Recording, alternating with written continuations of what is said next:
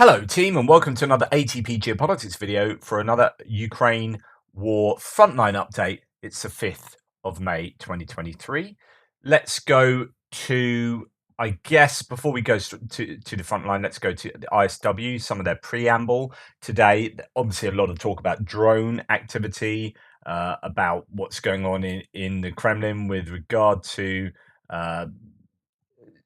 military appointments, all sorts of stuff like that. But this is the one that I think is most pertinent to the front line. US Director of National Intelligence Avril Haines stated that Russian forces are likely unable to conduct a significant offensive in 2023 due to munitions and manpower shortages, regardless of the success of the Ukrainian counteroffensive.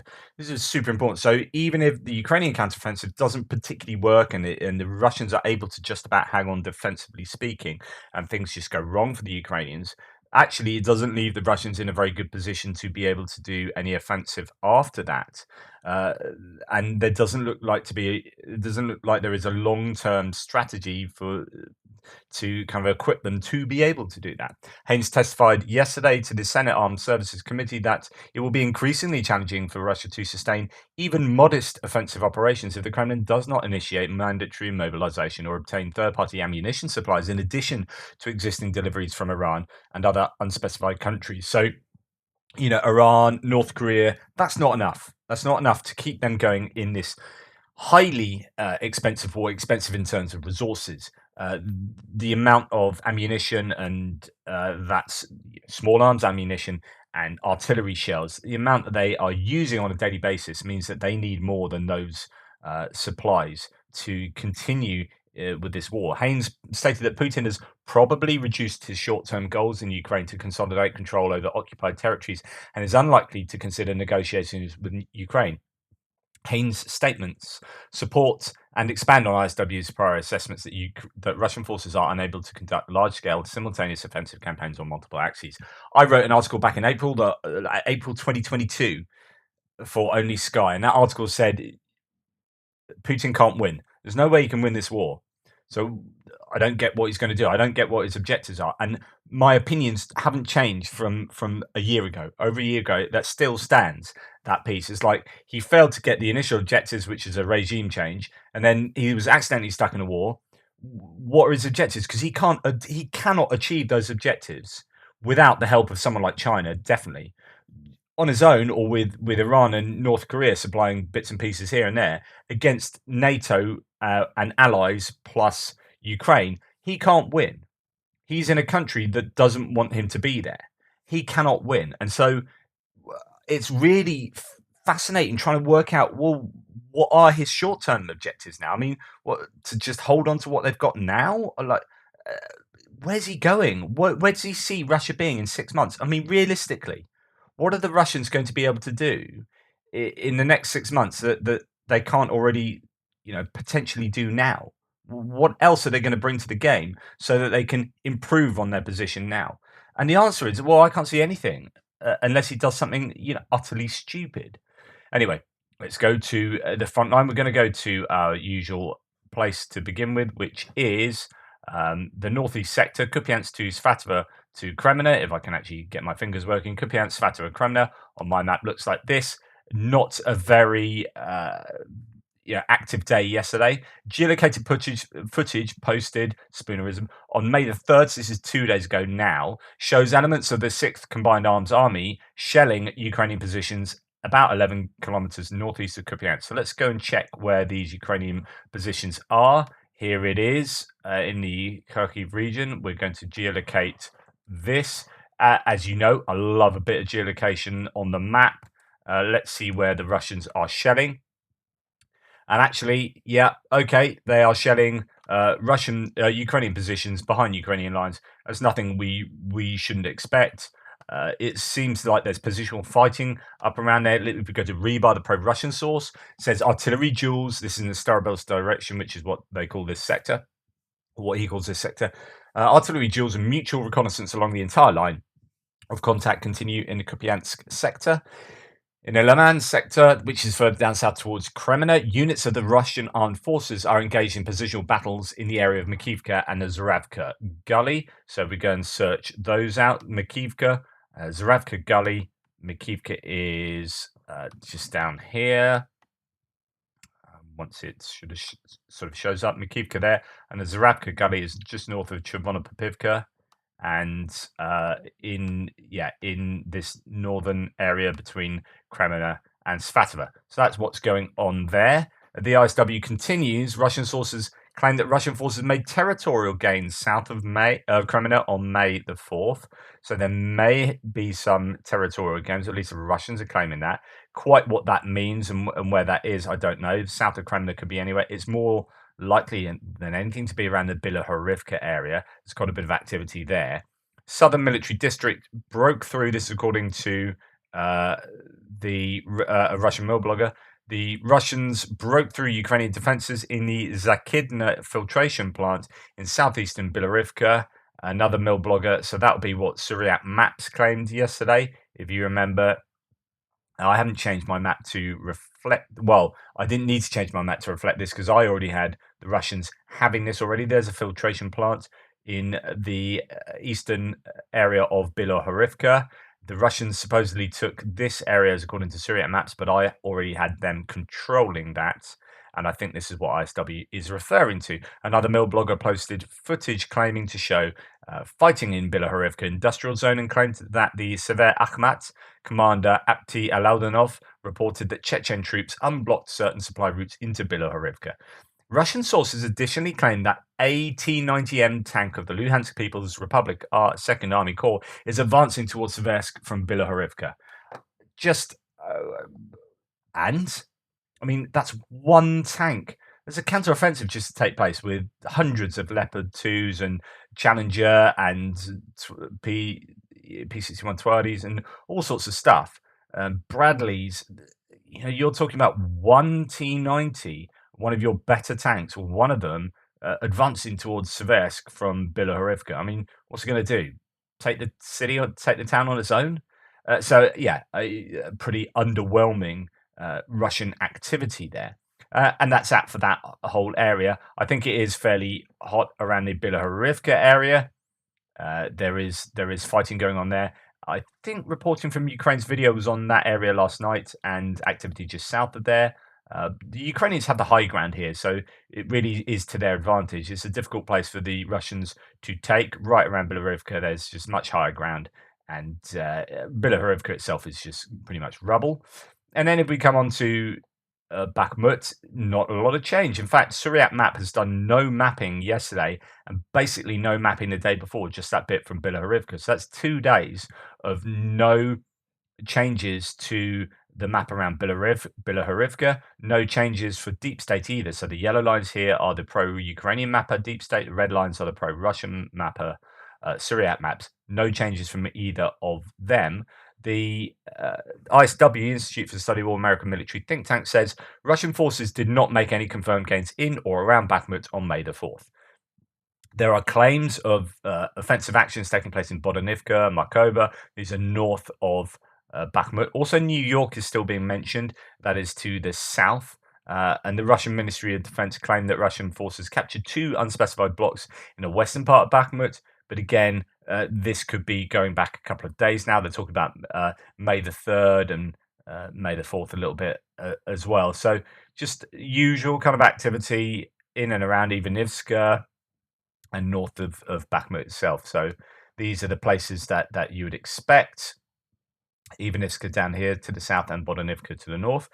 Around Kromova, yesterday we had geolocated footage to suggest that Russians were in this area here. I've not changed my mapping, but I assume that's going to be fairly dynamic in that area. The ISW continues. Geolocated footage published 2 days ago indicates that Ukrainian forces likely counterattacked northwest of Kupiansk-Kreminna and made marginal advances in that area. The limited nature of the Ukrainian advances suggests that the counterattack was a localized tactical operation. And this is, I mean, it's some pretty amazing footage. Again, I won't show you it all. I mean, it's 20 minutes in total. Here's a few seconds of a 2-minute excerpt. These are soldiers from the 2nd Battalion and 3rd Assault Brigade storming Russian positions. They captured dugouts. Russians are in the dugouts and so on and so forth. So this is very similar to a video previously. In fact, I began thinking it was the same video, but actually it's not. Yeah. Петух, блядь, есть возможность сдаться, блядь! Выходь нахуй! Кидаю гранату!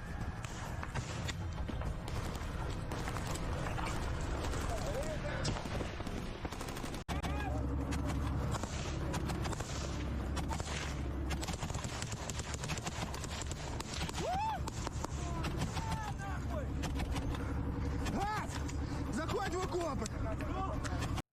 So these sort of videos really make you realize how dangerous these places are, obviously, how insanely chaotic they can be, how you need good leadership, and also there's an element, and I don't know if anyone in the armed forces can comment on this who's had experience. I haven't, so I'm just wondering. But I have heard in certain places that sometimes it can be exhilarating in that kind of adrenaline pumping like nuts through your body. That kind of, you're just flying by the seat of your pants. You're on that knife edge between life and death, and yeah, as you can hear here and there, woo, just yeah, quite incredible footage. But anyway, that's around Kodimivka, and there's several videos there. This is on Paul Jowan, who's useful, has really good stuff. Also, some good geolocation often of things. So that is taking place here, and we'll just go and put that in our little Google Maps. We'll see where that is. And they are storming. Right, interesting. Okay, so this is to say that is a counterattack, and that is happening along the trench line that's going along near these tree lines there. Those broken trees that are only just a few foot high were probably these at one stage. That's a 2018 image of a tree line. Now it's nothing but bare sticks sticking out the ground. But yeah, so that's interesting. You might see a change in the mapping over the next couple of days to reflect a counter-attack there if they succeed in maintaining hold on that position. So that's Kupiansk, which is down south here next to the canal, just to the west of the canal as it comes south to north. That is pretty much the end of the Bakhmut claims. Let's go and look at some of the other sources that we have for Bakhmut.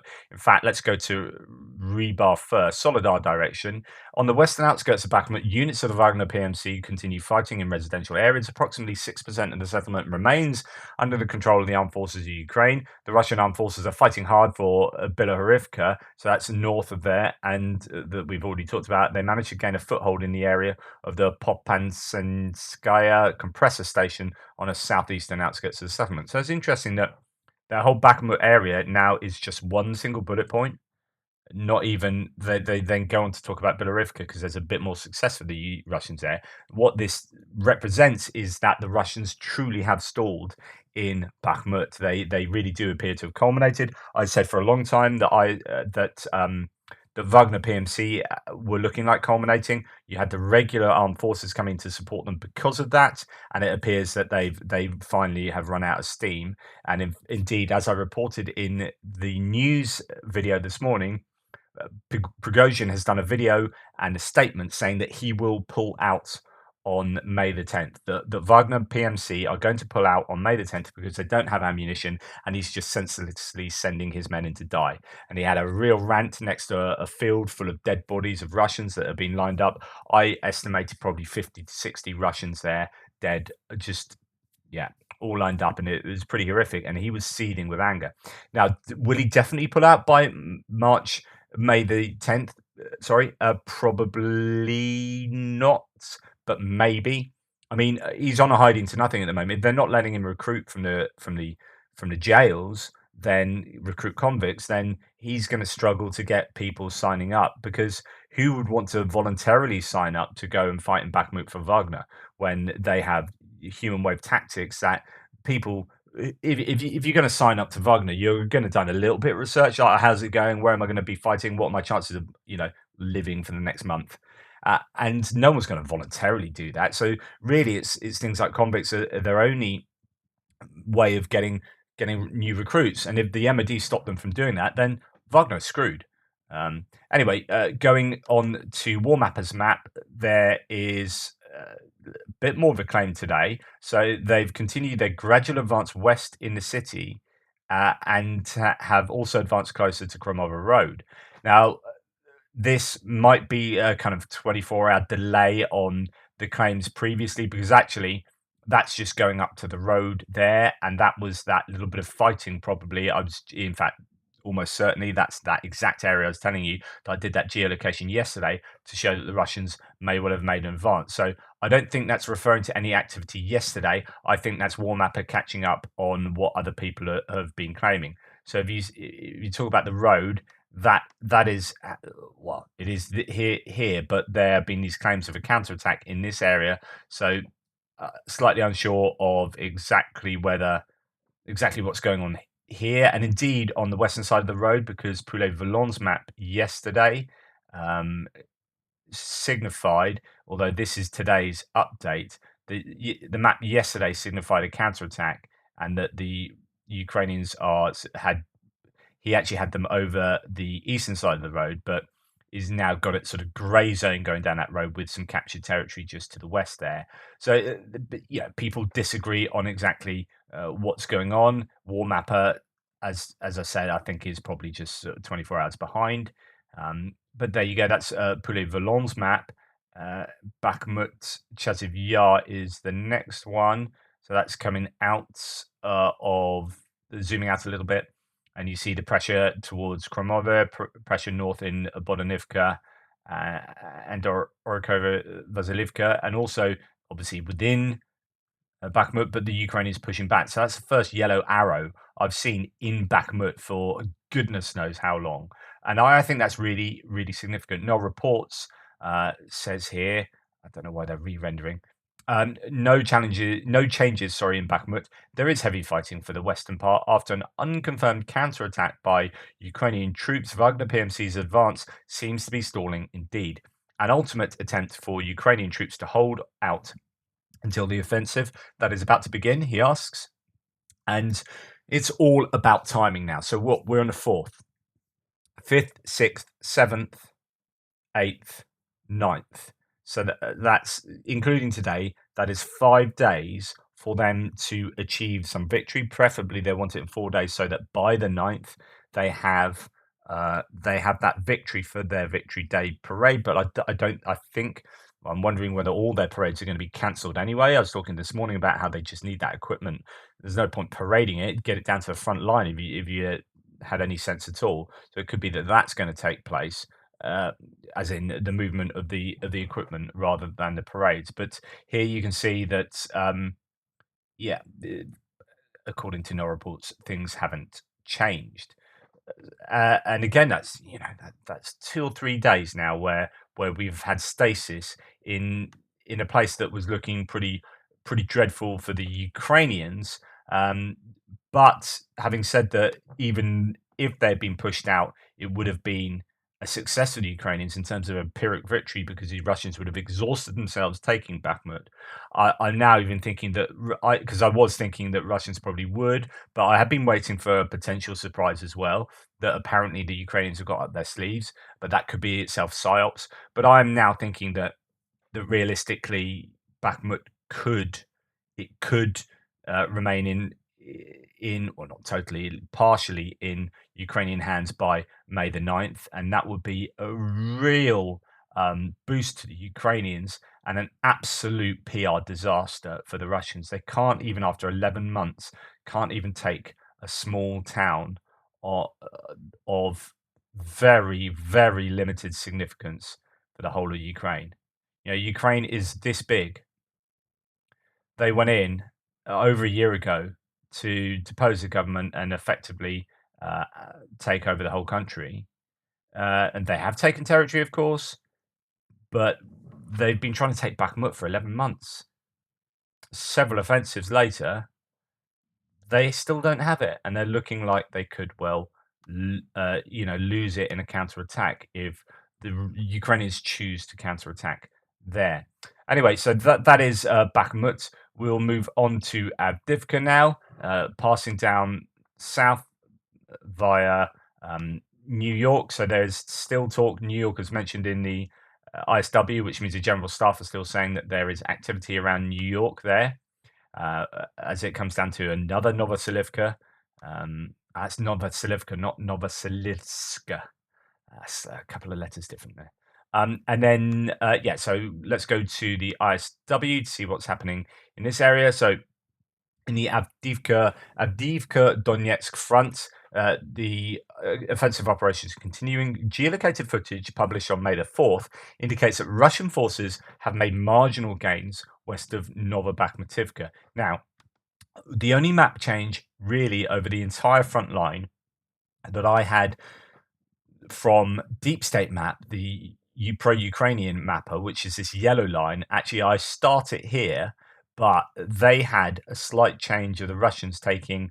They had the Russians basically here, and now they're that side of the railway line. So really marginal change there. And I wonder whether this geolocation they're talking about might represent that west of Novobakhmutivka. The marginal gains for the Russians, and that is this one. So drones shows strikes on Russian positions west of Novobakhmutivka, next to the railway. There's several hits spread out around the area. So I would bet. Well, no, I wouldn't bet my mortgage on it. No, that's ridiculous. Oh no, thankfully my mortgage is still safe. That is right on the front line, but it is to the west marginally, just to the west of the railway line. That's already where the front line for me has been for the last 4 or 5 days. It got changed a little bit up here. They didn't have this part. They had this part down here, I think, and then this kind of filled in.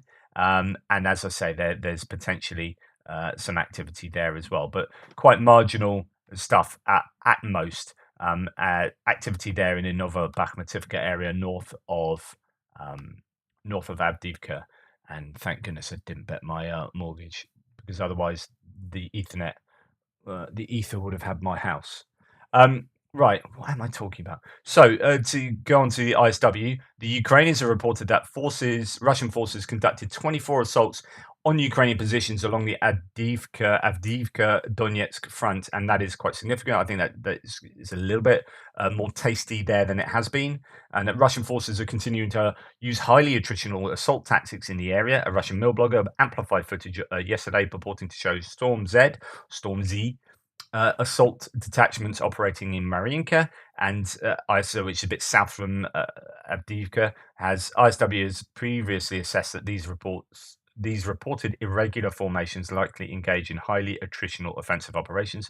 A Russian mill blogger claimed that Russian forces pushed Ukrainian forces out of positions on the outskirts of Pervomaisky and advanced in western Marinka. The mill blogger also claimed that Ukrainian forces counterattacked near Staromykhailivka, so somewhere we haven't heard mentioned yet, and I'll show you where that is in a second, possibly as part of an ongoing pattern of limited and localized Ukrainian counterattacks along this section of the front line. I'm going to go back to Poulet Volant just to look at his maps. We're going to look at Adivka area that shows that to the south, we were just talking about the north up here, a little bit of activity there, shows that the Ukrainians have regained land in this southern area, but I don't know how recently that is referring to, because I think that might have been, say, a week ago. But as it says, a potential sort of pushing in that direction from the Ukrainians as well. That source from the ISW saying the Russians are claiming to have pushed Ukrainians out of certain positions in Pervomaisky, which is, as you can see, just there to the southwest of Avdiivka. Anyway, as we come out of Avdiivka and we come towards Marinka, there's Staromykhailivka. Now, if the Ukrainians are pushing back there, I mean, that's nowhere where we've seen before. Quite interesting place, Krasnohorivka nearby, which, yeah, again, there are several Krasnohorivka, but that's quite an important one, I think, and it would be quite difficult for the Ukrainians, for the Russians to take that. But doing well here for the Ukrainians will obviously give Russians something to think about when they're fighting down in Marinka, but also north in Novelska as well. So this is that tiny little agricultural settlement that's holding out for the Ukrainians to stop the Russians from encircling, or actually really not Avdiivka so much, but Pervomaisky. So this protects Pervomaisky, which in turn somewhat protects, largely protects Adivka from being encircled as well. So the further to the west the Russians can go here, the easier it is to fully encircle, which is why places like Stepova, Severny, and Pervomaisky are as important as they are appearing. So yeah, down Marinka there is activity, and it looks like there might be gains for the Russians there, as according to ISW, as we've seen. But also, if we go to Poulet-Volon's map, there's a map of Marinka as well, showing that the Russians are pressuring both in the center, but more prominently, according to him at least, or them, in the north, just north of the water feature and the fishing pond, as it says, and the in the area of the piggery agricultural lands just to the north of Marinka. So activity that might benefit the Russians there. And then we come out of Marinka and have a look to see what the ISW says about the rest of Donetsk. Russian forces did not conduct any confirmed ground attacks in western Donetsk yesterday. A Russian mill blogger claimed that Ukrainian forces conducted reconnaissance and force operations near Pavlivka. The mill blogger claimed that Ukrainian forces are more actively probing Russian positions in the area and called on Russian sources not to prematurely conclude that such activity represents the start of Ukrainian counteroffensive operations.